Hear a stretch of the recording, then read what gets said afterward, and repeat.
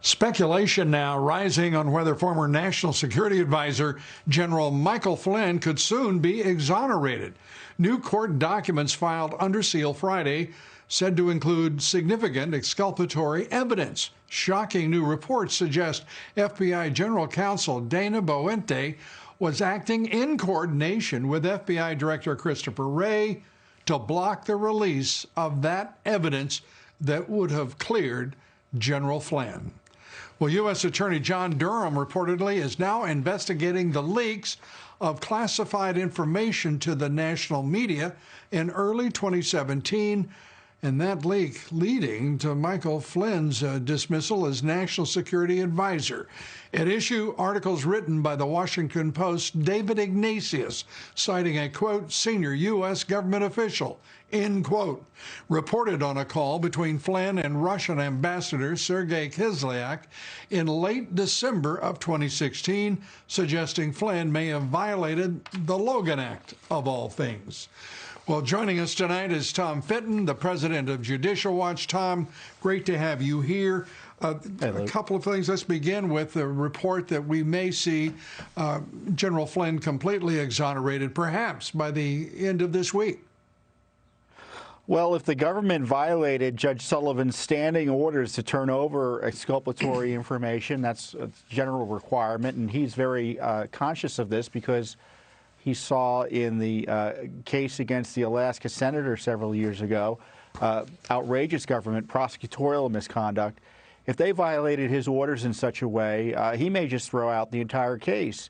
And maybe, just maybe, Attorney General Barr, once he sees the full documentation, and presumably he has seen by now, he may direct his prosecutors to pull the case. Look, Flynn was ambushed. He was the target of a coordinated leak campaign, as John Durham is now investigating, of classified information, which was also a crime. Comey sent his FBI people over there secretly to ambush him for the interview. They concluded initially he didn't lie. Then they changed their story later. Now it looks like they were withholding information from the court and that they were trying to force him to plead out by threatening his son, something they didn't want to tell the court or the public about. There's all this misconduct around the prosecution of, again, the victims of the deep state, in this case, General Flynn. He should not only be exonerated, the president should pardon him just to be sure, because if Biden or anyone else wins in November other than the president, you can bet the same gang is going to come back and try to re-prosecute him either on this or other charges. They should do a twofer. End the prosecution and pardon him just to make sure he's fully protected from the more outrageous targeting. And remember, the president was being targeted here. When you go after Flynn for talking and doing his job with foreign leaders like the Russians, you're targeting the ability of the president to conduct foreign policy. He should pardon Flynn just to protect his presidential powers and the powers of all presidents from this coup attack that took place and began in the early part of his administration.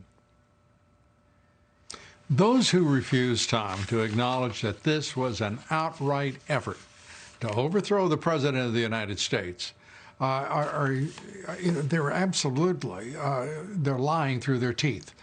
There can be no other explanation, because every single figure in this was connected to Donald Trump, the President of the United States, both before he was elected and after. It is unprecedented on any metric. What happened to this president had never occurred to any American president before. And as the president says, he doesn't want it to happen again. We can't assure that, can we, if this goes without an accounting, without people being held responsible for criminal, venal acts against the Constitution and this country. They knew early on, as being reported this week or just now, Lou, that there's additional transcripts coming out of conversations George Papadopoulos had with the spy ring that the Obama gang sent after them, where he disavowed any idea that Trump was coordinating with the Russians. It was further information that there was never a good faith reason to target Trump. And the fact that they continued to do so without telling the court the whole case was shutting down shows the criminal nature of what was going on here. And you're right, it's going to happen again unless there are significant prosecutions. And I'm hoping Barr and Durham do the right thing here or can make the case. But I'm not seeing indication that there's going to be significant prosecutions. But we've got to alert people to the evidence of crimes, because if the people don't know the evidence that's out there, the DOJ will never do the right thing. So that's why it's important this material be released. We just got new emails last week from Strzok and Page showing they were mocking Donald Trump, they were targeting Flynn, and they knew early on that the whole leak operation targeting Trump was a political operation. They knew McCain, for instance, was involved in leaking the dossier. They knew their guy Steele was involved in leaking the dossier, and yet they just continued targeting him. When you look at the emails, you can see the Obama FBI, which continued, frankly, into the Trump administration, was out of control, and Director Wray has done little, in my view, to reestablish trust between the American people and the FBI. He seems more interested in protecting the institution than going after the bad guys that ruined it. Protecting an institution or protecting corrupt political actors within that institution's leadership? The institution itself has been helmed by absolutely politically corrupt officials for so long now. It's stunning. Wray is now being charged with sitting on this exculpatory evidence. What do you make of that allegation against him? It would be perfectly in line with what we've seen with the FBI in terms of sitting on material that, if released, would be harmful to the investigators, the dirty cops who were targeting President Trump. They're stalling, for instance, right now. Right now, I told you about those Strzok Page emails. They've been sitting on that material for years. They're holding all the text messages back from us. They have McCabe's text messages they're holding back from us. That's FBI leadership making those decisions, I'm sure. And it wouldn't surprise me if they were behind this effort to suppress the Flynn information. And if I were Judge Sullivan, I'd ask the FBI, why is it you sat on this? Well, it'd be interesting. It'd also be very interesting to understand why the Justice Department has not let us know, we the public know, what are in those scope memos. We have yet to see them. Have you seen them, Tom? I haven't seen them.